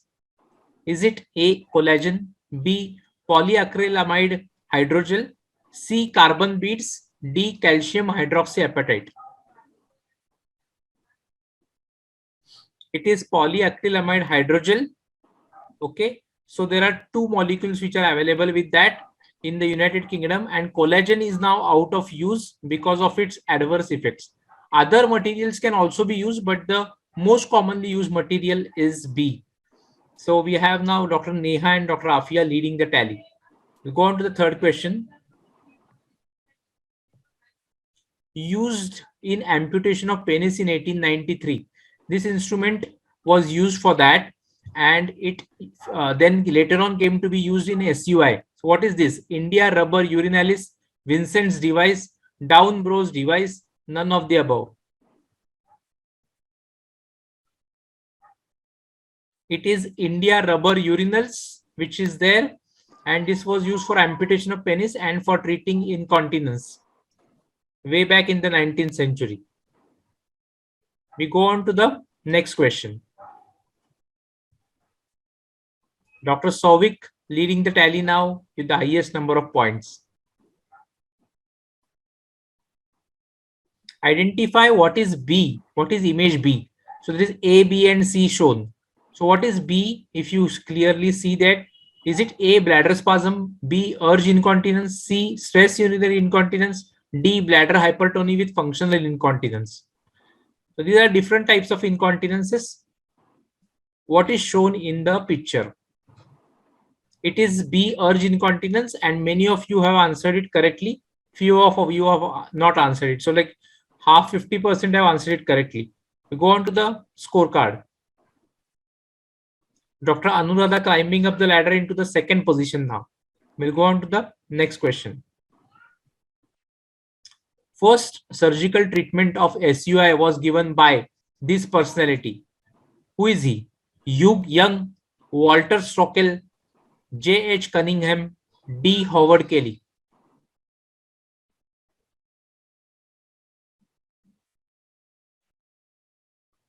And the correct answer is Howard Kelly. He was the first one to have invented surgical treatment of SUI with the Kelly stitch. Not much change in the points tally. We'll go on to the next round, which is a anatomy and physiology in SUI. Which of the following is not a treatment option for SUI? A, pessary, B, pelvic muscle rehabilitation, C, systemic estrogen replacement, D, weight loss. Understanding the physiology behind this treatment is very important, and systemic estrogen replacement is not a treatment option for treating SUI. Go on to the next question.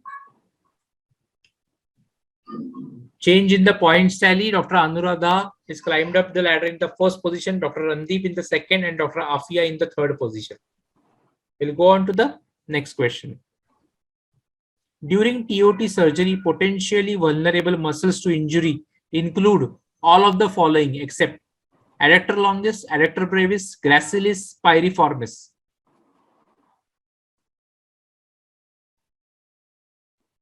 So all the muscles are vulnerable to injury except which one? The correct answer is piriformis.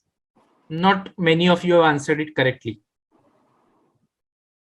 And therefore there's a change in the points tally with Dr. Souvik now again climbing up to the third position. Next question. Plexus of Santorini, which usually bleeds during surgery of SUI, drains into what?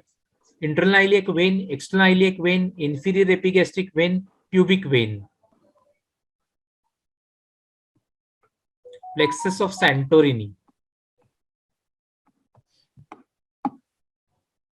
Correct answer is internal iliac vein. Only 2 of you have answered it correctly. We'll go on to the next question. Dr. Randeep climbing up in the first position now. Urethral bulking agent removed from market in view of its complications like urethral erosion is which one?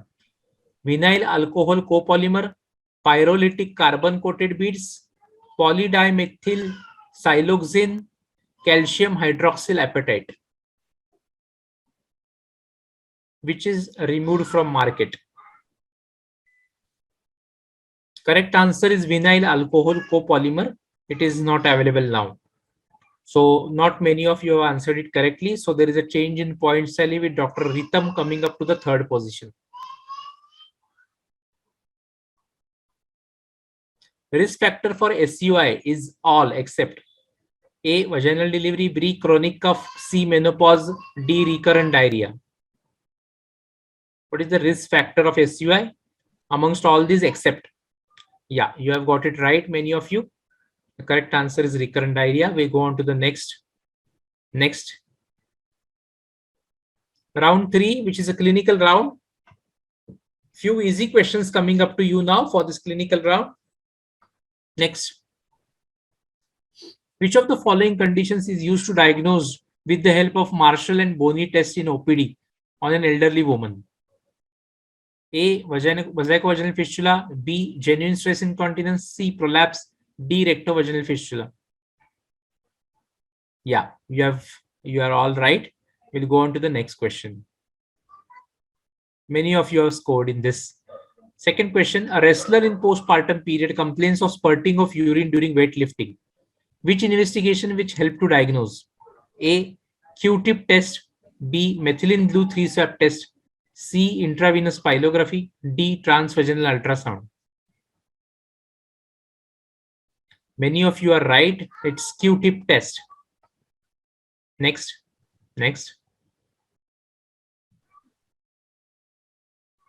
A young mother presented with dribbling of urine on coughing. Marshall and Boney's test is positive. What is the next management for this young mother? A. Conservative management. B. Venlafaxine therapy. C. Birch-Colpo suspension. D. Marshall-Marchesetti Kranz operation. Few of you have answered it correctly. The correct answer is conservative management. A recently delivered mother. Dr. Nikhila has climbed up the ladder into the 4th position. Which of the following operation has the highest long-term cure rate in genuine stress incontinence? A. Bladder buttress operation. B. Marshall-Marchesetti Kranz operation. C. Colpo suspension. D. Vaginal sling operation. Which has the highest long-term cure rate? And the correct answer is vaginal sling operation.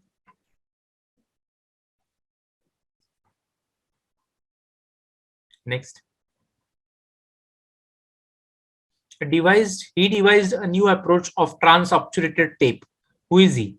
A. Matthew Sling. B. Carl Birch. D. Emmanuel Delrome. Or D. Edward T. The correct answer is Emmanuel Delrome, who invented the TOT procedure.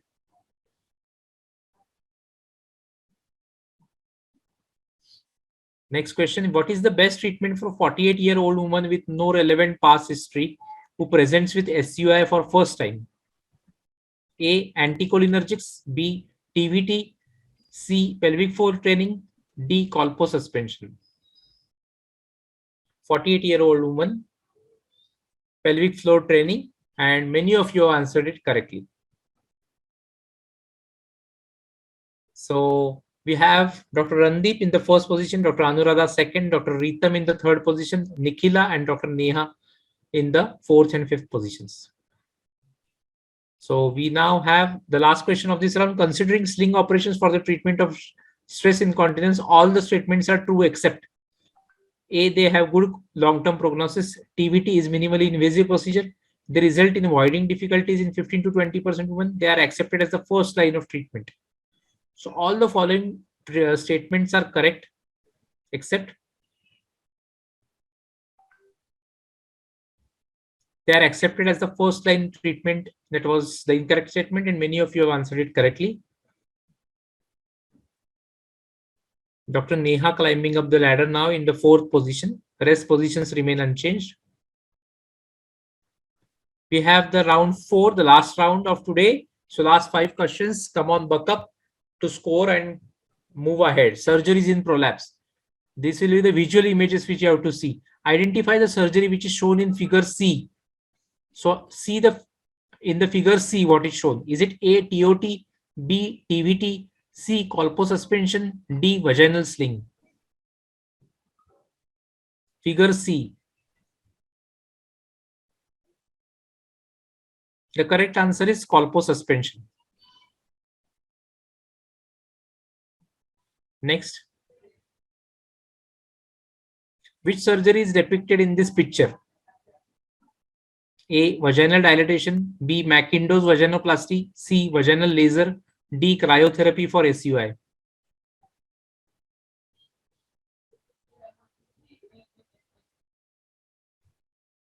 The correct answer is vaginal laser, which is now coming up very unique way and very non-invasive way. And you can use this CO2 lasers or other forms of lasers for treating not only SUI but other conditions like lax vagina also. So very few of you answered it correctly. So the point tally doesn't change much. Identify this surgery, which is shown here. Is it A, Birch-Colpo suspension, B, mid-urethral sling, C, fascia lata pubo-vaginal sling, D, retropubic suspension?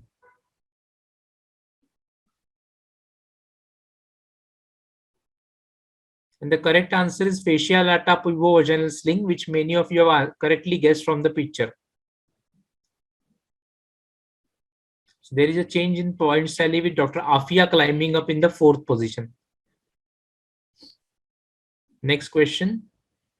Which ligament is used here in treatment of SUI? So you can see the suture here. So which ligament is used? A, Cooper's, B, arcus tendinous fascia pelvis, C, inguinal, D, periosteum of pubic bone. And the correct answer is a Cooper's or the pectineal ligament. Many of you have answered it correctly. I don't know why only 2 of you have answered it incorrectly. Next. The last question of today's quiz. What is PARC when it comes to this picture? Is it A, suprapubic approach to suburethral polypropylene surgery, subpubic activated recollagen treatment, C, superior approach by rectus fascia in SUI, none of the above? So SPARC is the suprapubic approach to the suburethral sling, suburethral insertion of polypropylene. That is what was shown in this picture, and that is what is SPARC is. So thank you for wonderful participation. I hope you all enjoyed this short quiz today on SUI. So we have Dr. Ritam in the 3rd position, Dr. Anuradha in the 2nd position, and in the 1st position for today, we have Dr. Randeep. I wish all of you great congratulations, and I hope many of you keep participating in this monthly quizzes. Thank you for this opportunity, and thank you. It was nice interacting and nice conducting this quiz. Thank you, Dr. Nilesh. That was a superb quiz. Very, very nice quiz. I enjoyed myself.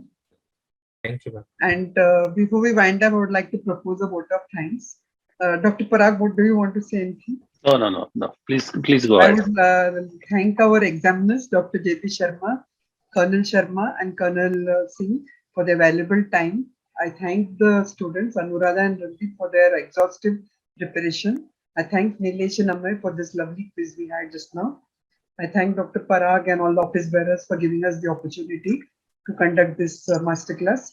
And I thank all the delegates who stayed on till 10 o'clock and watched the masterclass. Thanks, and let's meet on June 9th.